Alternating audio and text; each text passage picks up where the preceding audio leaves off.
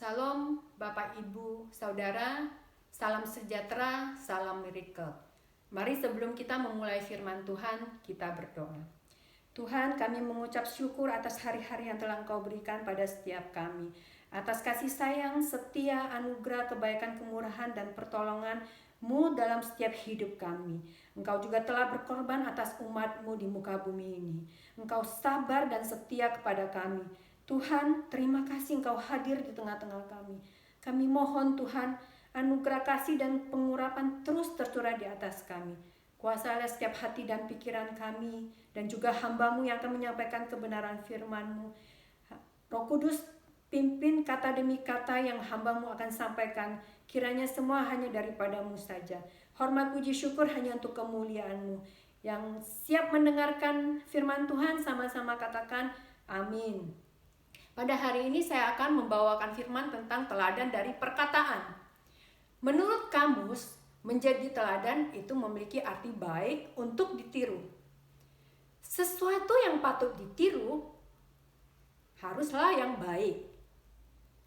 Contohnya dalam perkataannya, dalam perbuatannya, kelakuan maupun sifatnya. Mengapa keteladanan itu penting?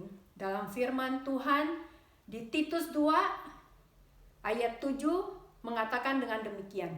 Dan jadikanlah dirimu sendiri suatu teladan dalam berbuat baik. Hendaklah engkau jujur dan bersungguh-sungguh dalam pengajaranmu. Berkata, jadilah teladan. Kita tinggal di dunia ini. Dunia butuh keteladanan. Maksudnya seseorang yang dapat ditiru, dijadikan panutan dan role model. Tutur kata yang baik menunjukkan kedewasaan iman. Apa yang keluar dari mulut itu mencerminkan dari hati. Kalau hati kita baik, akan keluar kata-kata yang baik. Begitu juga sebaliknya. Hati yang buruk akan menghasilkan perkataan yang buruk. Bapak, Ibu, Saudara, kita adalah ciptaan yang baru, yang telah ditebus dengan darah yang mahal. Karena itu, kita harus menjadi teladan dalam perkataan kita. Bagaimana cara menjaga perkataan kita?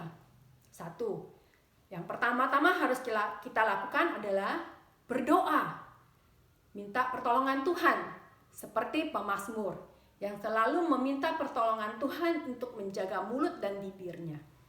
Kedua, tahu kapan waktunya untuk diam dan kapan harus berbicara. Ketiga, berpikir dahulu baru berbicara. Berkata agar kita cepat mendengar tetapi lambat berkata-kata. 4. Tidak berkata yang membangkitkan kemarahan bagi orang lain. Artinya berkata dengan perkataan yang pedas yang dapat membangkitkan kemarahan. Bapak, Ibu, Saudara, tahun ini adalah tahun P yang menggambarkan sebuah mulut. Berbicara tentang mulut, ada beberapa hal yang harus kita perhatikan. Lidah seorang murid. Ada berapa yang banyak yang menjadi murid Tuhan di tempat ini? Lambaikan tangan, haleluya.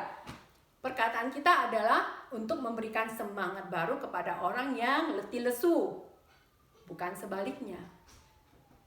Kalau justru membuat orang yang tadinya semangat jadi letih lesu, itulah bukan murid. Kalau kita murid, maka perkataan kita akan memberi semangat baru kepada yang letih lesu. Mari kita ngambil waktu sebentar, kita berjanji kepada Tuhan, kita mau menjadi seorang murid yang mempergunakan lidah seorang murid. Kedua, tidak boleh ada perkataan kotor. Saudara ingat, janganlah ada perkataan kotor di mulutmu. Tetapi perkataan yang baik itu membangun. Itu diperlukan supaya mereka yang mendengarnya boleh beroleh kasih karunia. Yang mau berjanji di hadapan Tuhan sama-sama katakan amin, haleluya. Ketiga, ramah seorang terhadap yang lain. Bagaimana caranya? Ingat, ramah bukan marah. Orang ramah dengan marah terus-menerus itu berbeda. Tetapi saya percaya saudara di tempat ini sebagai manusia baru, Kita mau bersikap ramah. Selanjutnya, tidak mengeluarkan perkataan sia-sia. Saudara, hati-hati dengan mulut kita.